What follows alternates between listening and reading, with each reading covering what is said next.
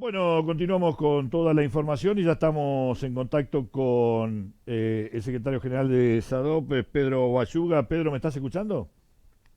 Sí, sí, te escucho, buen día, ¿cómo te va?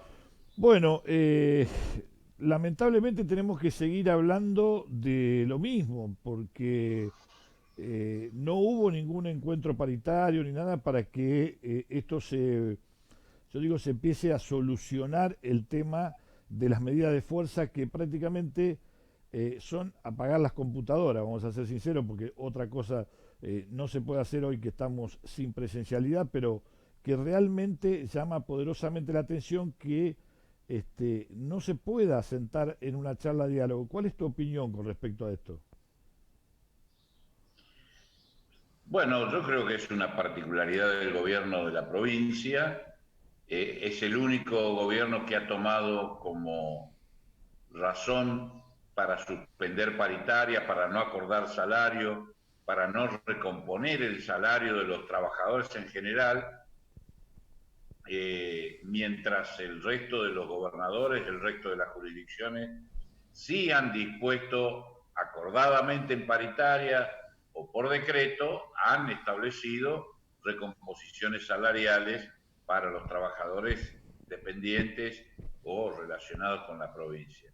Santa Fe no, y en el ámbito de la docencia es la única provincia que no ha recompuesto el salario ni y ha utilizado precisamente la pandemia como razón, si es que cabe la palabra, o justificación para suspender la paritaria ya el 19 de marzo de este año, ¿no? En forma unilateral, y después no volver a hablar nunca más de salario este, en ningún ámbito, llámese por la situación extraordinaria o por lo convencional. En ningún momento la provincia ha admitido que negociemos sobre el tema salarial en el ámbito de la paritaria. Cuando se empezó la modalidad de nuevo de un monto fijo que no es remunerativo y que es en negro y una serie de cosas, ¿cuál fue la reacción de ustedes del gremio? Bueno, nosotros en primer lugar, no nos, en la paritaria nos notificaron de esa situación, no nos dieron todos los detalles, no nos dijeron el monto. Nosotros entendíamos que era un bono que se incorporaba para siempre, cosa que después nos enteramos no era así, y lo reclamamos para los reemplazantes y nos dijeron que no, que solamente para los reemplazantes que estaban reemplazando. Es decir, aquellos compañeros, compañeras que a raíz de la pandemia habían dejado de tener trabajo como reemplazantes, no se les solucionaba el problema con este bono, sino que aquellos que estaban reemplazando, obviamente les iban a pagar. Bueno, después en el decreto aparecieron otras excepciones, pero nosotros ahí en el ámbito de la paritaria nos enteramos de algunos detalles solamente, como te dije, no nos dijeron el monto, tampoco nos dijeron que era por única vez, como dice el decreto, eh, y tampoco nos supimos ahí que era por persona o por agente, como le gusta decir a la administración central, y no por cargo. En fin, cuestiones que son importantes. Bueno, en definitiva, nuestro rechazo proviene de que en el momento que nos lo dijeron, los jubilados no tenían espacio, no, ni tenían posibilidad de percibirlo, después nos enteramos de que sí. Bueno, en general una suma fija achata la escala salarial, de alguna forma descompone la jerarquización salarial, y si es no remunerativa ni bonificable, bueno, afecta también a las cajas de jubilaciones y a las obras sociales. Así que tiene, diría yo, para tan poco monto, tiene más desventajas que ventajas. Ujú. Cuando, Pedro, a ver, cuando el gobierno habla de esta cifra y no da explicaciones, como decís, no está abusando un poquito de esta pandemia, es decir, como los chicos no van al colegio, están en la casa y bueno, a ver, la modificación no es ninguna. Y sale la ministra encima a decir, bueno, este año van a pasar todo, después vemos. ¿No hay un poco de irresponsabilidad en todo esto? Yo creo que efectivamente se abusa o se usa, como quieran, la pandemia para evitar el diálogo, para evitar la negociación.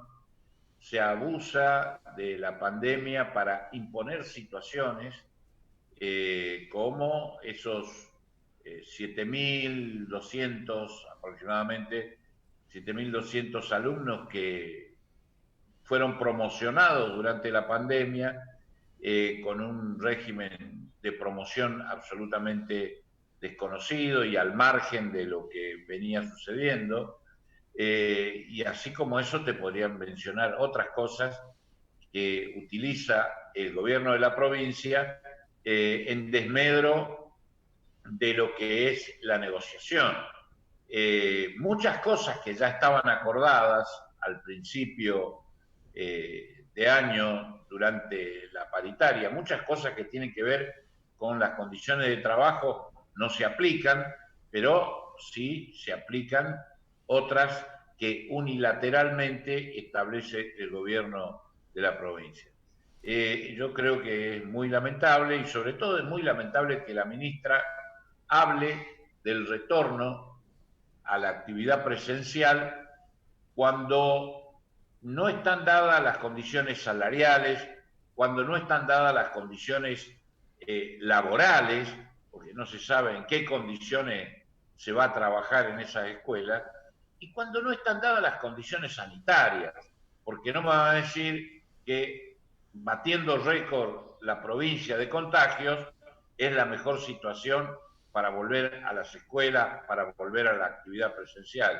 Se suspendieron, se suspendieron las clases en las escuelas, se cerraron las escuelas cuando no teníamos ni un contagiado en todo el ámbito de la provincia. Ahora que tenemos casi 7.000 contagiados en toda la provincia, vamos a volver a la presencialidad.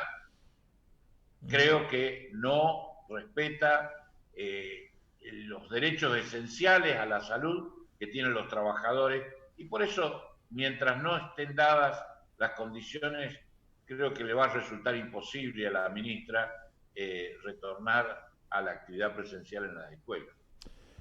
Pedro, a ver, uno analiza toda esta situación y dice, me parece que el ministerio está un poquito desubicado de todo el tema. Es decir, yo no lo veo, yo no quiero, bueno, soy un ferviente crítico del tema del Ministerio de Educación, pero la verdad que lo veo totalmente desubicado. Cuando plantean algunas cosas, que, a ver, avanzan y retroceden en cuestión de horas. Es decir, no hay un proyecto, yo no veo un proyecto planteado de educación dentro de la provincia. La verdad, no lo veo.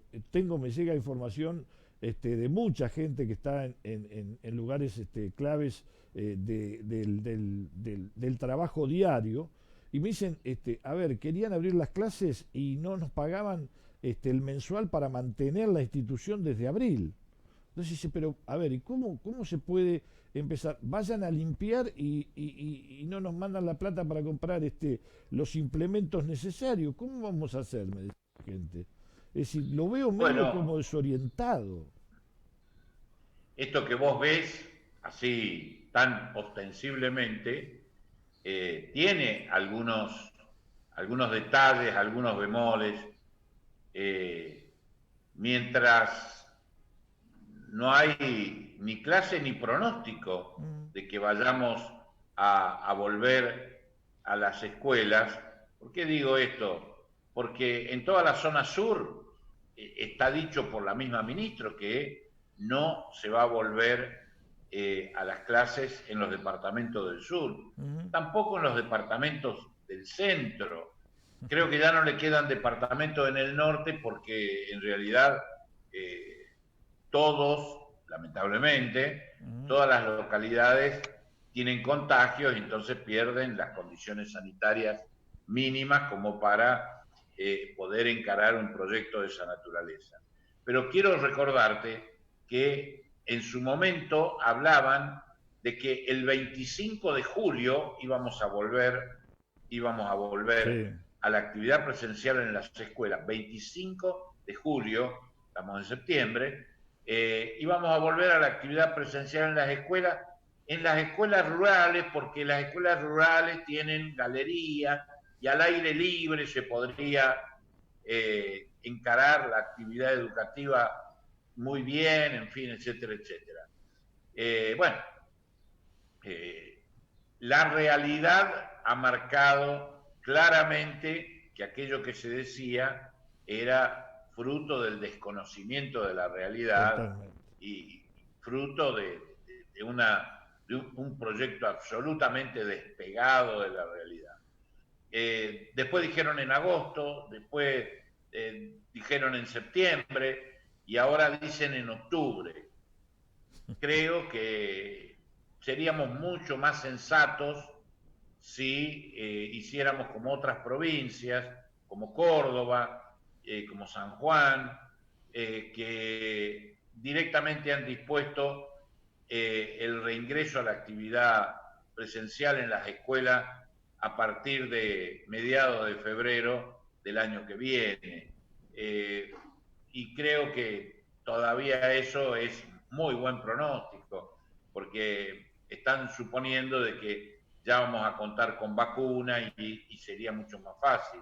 Pero solamente quiero decir este pequeño detalle. La provincia de San Juan tiene en este momento acumulados aproximadamente unos 300, 300 contagiados desde el inicio de la pandemia a la fecha. Tiene 600.000 habitantes y ya ha dispuesto que las clases seguirán siendo a distancia hasta el 18 de diciembre y la actividad presencial volverá el año que viene desde el 15 de febrero. Dije 300 contagios en Sí, todo lo que va de la pandemia. Nosotros tenemos 7.000 contagios y vamos a volver a la escuela en octubre. Me parece que eso habla claramente de que el Ministerio de Educación está siendo conducido erráticamente, sí. está siendo conducido sin tener en cuenta estos datos de la realidad, lo cual es muy peligroso para la salud de los docentes, es peligroso para la salud de los alumnos y realmente creo que está poniendo el esfuerzo donde no tiene que ponerlo. Yo no soy un experto en sanidad, ni en inmunología, ni nada por el estilo, pero es ostensible que en este momento no se puede volver a las escuelas, no se puede volver a ninguna escuela, ni a las rurales, ni a las urbanas, porque bueno, no están dadas ninguna de las mínimas condiciones necesarias para el retorno a la actividad escolar en las instituciones educativas. Bueno, sí, coincido totalmente, Pedro, con vos, lo vengo diciendo paulatinamente en todos los días, prácticamente a esto. ¿Qué medidas considerás que van a seguir tomando ustedes de aquí en adelante? Bueno, nosotros esperamos que nos convoquen, nosotros esperamos que realmente avancemos en el tema paritaria, que de alguna forma la provincia demuestre que le interesa recomponer el salario de los trabajadores que tenemos relación con la provincia, que realmente destina de la recaudación provincial, destina parte de sus recursos a pagar el legítimo derecho de los trabajadores, que es tener un salario acorde a las circunstancias. No estamos hablando de un salario digno, no, estamos hablando de un salario acorde a estas circunstancias.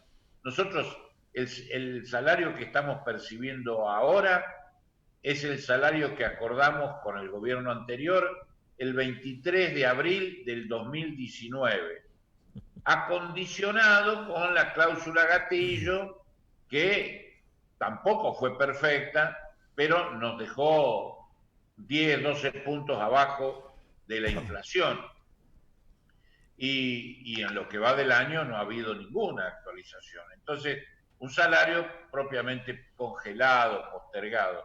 Y en medio de todo esto, el Servicio Provincial de Enseñanza Privada autoriza el aumento de la cuota de los colegios, haciendo uso de una norma del año 2003, pero más allá de eso, poniendo como excusa el bono, que este mes no lo tenemos, fue solamente por el mes de agosto, por única vez, y con ese motivo, con esa justificación, el Servicio Provincial de Enseñanza Privada autoriza el aumento de las cuotas mientras el salario de los docentes sigue congelado.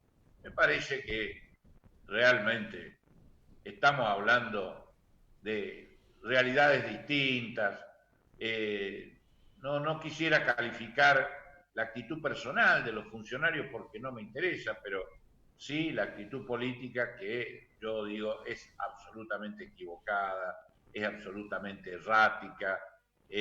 Los padres no tienen gremio, pero si los padres pudieran hacer algo, con seguridad en este momento estarían expresando claramente que no corresponde el aumento de las cuotas. Además, las cámaras de empleadores de la enseñanza privada a nivel nacional, llámese CONSUDEC, Consejo Superior de Educación Católica, que es donde está integrado todos los colegios católicos, CORDIEP, que es otra de las cámaras en donde hay colegios católicos y no católicos, CAIEP, que son los, digamos, empresarios de la enseñanza privada, han acordado con el ministro Trota que no iban a aumentar las cuotas durante la pandemia. Y la pandemia no ha terminado, estamos tal vez en el peor de los momentos, y acá en la provincia no solamente que los empleadores, los dueños de establecimientos educativos no han reclamado el aumento de las cuotas, sino que el gobierno ha transgredido ese acuerdo y ha autorizado el incremento de cuotas. Realmente no tiene ningún sentido, sobre todo que es una afrenta a los docentes, que repito, tenemos el salario congelado desde el 23 de abril del año pasado. Te agradezco mucho, Pedro Bayuga, la salida, por supuesto, como siempre. Mantenemos en contacto y esperando que realmente, yo esto lo digo personalmente, un gobierno peronista cambie su actitud por algo que realmente yo considero que dentro del peronismo tiene que existir, que es la preocupación por el trabajador y más sobre el trabajador provincial. Te agradezco mucho la salida. Eso Bueno, es lo que esperamos, sí. eso es lo que esperamos. Un gobierno que tenga la sensibilidad para reconocer los derechos de los trabajadores y efectivamente ponga todo lo que hay que poner para que efectivamente esos derechos sean una realidad. Totalmente. Te agradezco, Pedro. No, gracias a vos. Muchísimas gracias. Gracias a vos.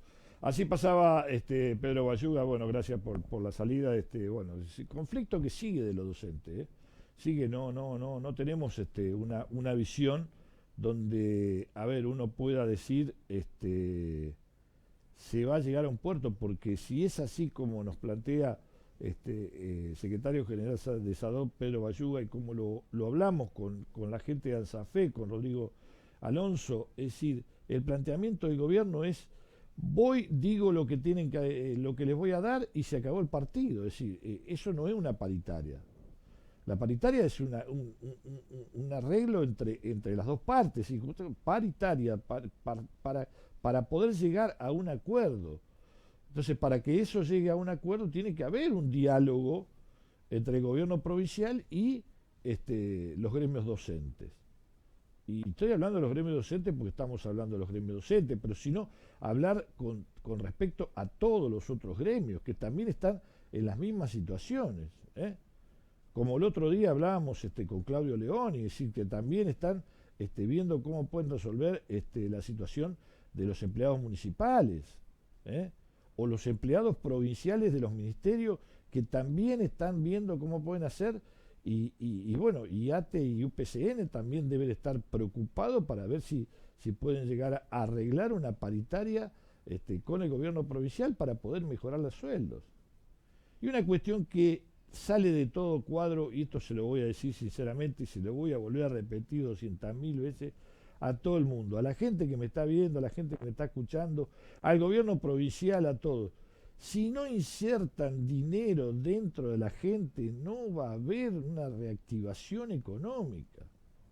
No puede existir la reactivación económica en un lugar como Santa Fe, que del 100%, el 80 o el 70% de la población es empleado público o es docente o trabaja en una municipalidad. Es decir, no hay empresas grandes que puedan reactivar la economía, a ver si en realidad no tienen plata. Y esa es la gente que va a insertar plata en el mercado interno para que se empiece a mover los negocios, todo. Es increíble, mire, yo, un poco por la pandemia, pero yo sigo insistiendo. Algunos negocios yo voy y veo, por ejemplo, en un bar 3 mesas, 4 mesas. Sí, la gente tiene miedo, pero la gente tampoco tiene plata para gastar. Esta es la realidad de las cosas. No tiene plata. No tiene plata, sí. Como está diciendo Pedro Bayuga, el último arreglo que tuvieron con lo que sea fue el año pasado, en abril, y que la cláusula gatillo le hizo perder un 10, un 12% con respecto a la inflación del 2019, ya vienen para atrás un 12% más todo lo que corrió de este año, que también siguen aumentando las cosas, que a lo mejor no aumentaron en proporción a lo que aumentó en el 19, pero que están aumentando las cosas. Entonces, ese es el gran problema. 10 horas.